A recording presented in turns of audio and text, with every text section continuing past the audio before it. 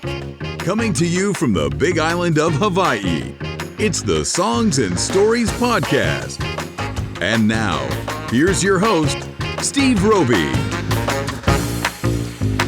Aloha, this is Steve Roby from Big Island Music Magazine, and we're backstage at the Hilo Palace Theater, and my special guest today is legendary guitarist Stanley Jordan. Aloha, and welcome back to the Big Island. Oh, aloha, thanks. I'm so glad to be back. It's great to have you here. Now, you've got a fantastic show coming up tonight at the Palace Theater. You're going to be paying tribute to the great guitarist Jimi Hendrix. How did Jimi Hendrix's music impact your style of playing when you were growing up? I started out as a pianist, and when I got the news that Jimi Hendrix had died, I was not even a guitar player. And I remember thinking just what a tragedy that was and how important it was to try to further his legacy, because he left us with this, not just the body of work of what he did, but the concept, the inspiration, the idea of blowing minds with something completely revolutionary, new, and his use of technology, but still rooting it and grounding it in the blues tradition and all this. There was just so much. And so I decided in that moment that I wanted to learn how to play guitar. Was there a certain record or a certain show you might have seen, like on a movie or something like that? That kind of like visually. The second album I ever bought was Cry of Love. And I used to listen to that a lot. I also got Axis Bold as Love not long after that. So that was kind of the music that first I was listening to a lot. My sister had the album, the music from Rainbow Bridge, and we listened to that a lot. One of the songs we're going to do tonight is Earth Blues. All right. Yeah. So that was then. A few years later, I got Nine to the Universe, and just a lot of the sort of jams and stuff that he More was doing. jazz kind of. Fusion. And that really kind of inspired me because I could really hear some of the things he was reaching for. And so I wanted to kind of follow up on some of those directions, you know, and the sort of the jazz, rock, fusion stuff was starting to, evolve. And also sometimes he would do these sort of Middle Eastern harmonies and things, these sort of Middle Eastern melodies and things. Experimental stuff, yeah. And some of the stuff I kind of wondered, and I never heard or read about this, but I kind of had a feeling that that he liked Dick Dale. And that maybe sort of the Dick Dale coming from Lebanon and bringing that sort of Eastern sound. The surf music had that sort of Eastern sound to it. Right, the through Moles Dick Dale. Yeah. And I always kind of wondered if Hendrix was kind of picking up on that. Yeah, I've heard some stories about that, in LA that I think he may have seen him or contacted him. And so what made you want to do these tributes to Jimmy? I know you going back to '95, you were part of that show then. But what was the inspiration to continue the legacy, if you will? Well, I've played his music pretty much all along. Not as a full tribute show, but I've always included some of his music in shows. Yeah. Your first album had Angel, right? Yeah. I mean, my first album on a major label had Angel, and so it's always kind of been there, But the idea of doing the tribute, I think the sort of trigger for it was when we had the anniversary of Woodstock. And people were thinking, what are we going to do that's going to be a suitable tribute? I guess another thing, a couple of years earlier, so I've been doing some of the shows with Phil Lesh and Friends. Oh, right. And there was this one show that he did at Terrapin Crossroads, where it was like a recreation of all of the major performances from Woodstock. Oh, really? So there was a lot of different artists, and we came out and we played the songs that other people played. So during that show, I did Carlos Santana and Pete Townsend and Jimi Hendrix. So I played the last song, which was Jimi Hendrix. And in order to do that, I decided, hey, wouldn't it be cool to, since we're recreating Woodstock, why don't I dress the part too and really try to recreate the actual performance, not just the song. So so I did, and I really liked the whole concept of doing the impersonation. I'm not a big fan of that word because it kind of belittles it in a way. Right. But it's just the connotation of it. But sounds like Elvis or something.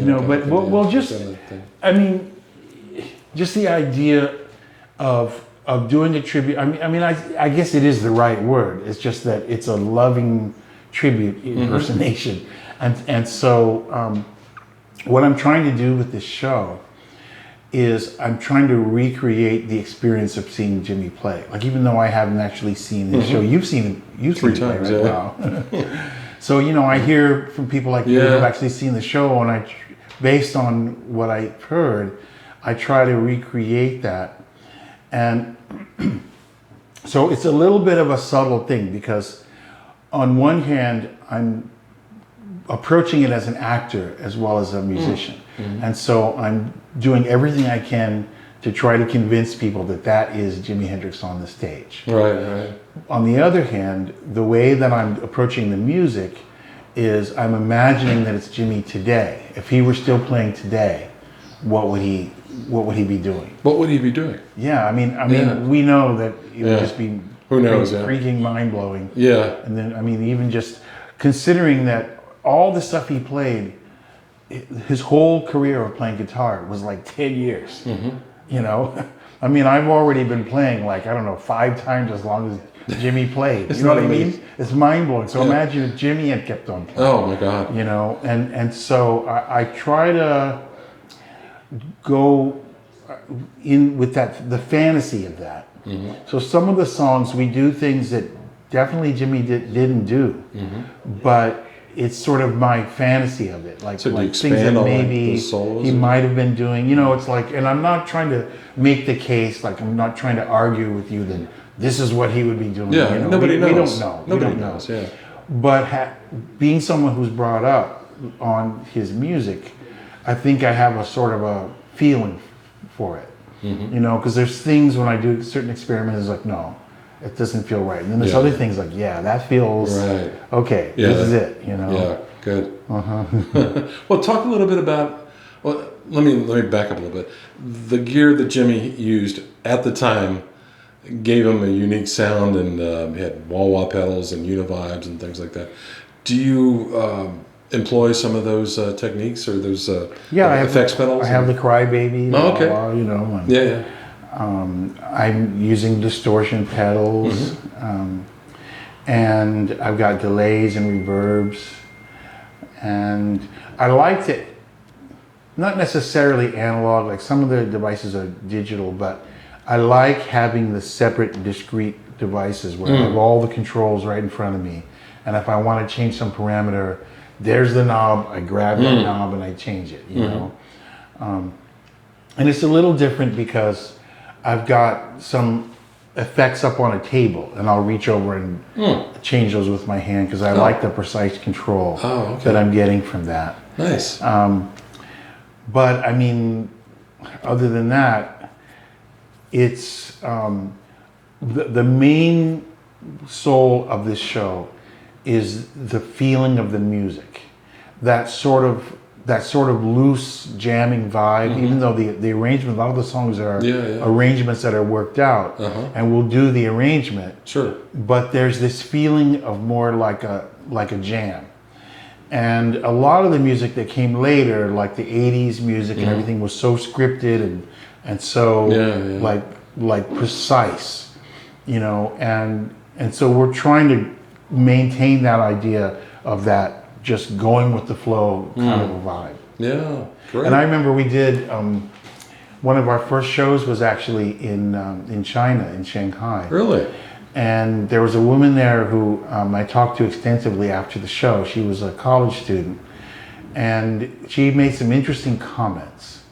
And one of the things that she said was that she really liked the conflict. And that was an interesting word that she chose to use, the conflict in the music.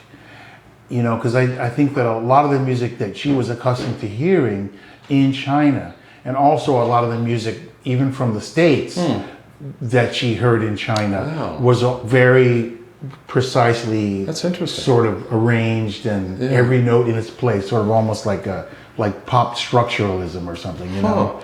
Whereas this idea of just like freaking just going for it and just jumping off the cliff and discovering that you can fly, you know. That can be intense, yeah. Yeah. She was really picking up on that and really digging that. Interesting, especially coming from China.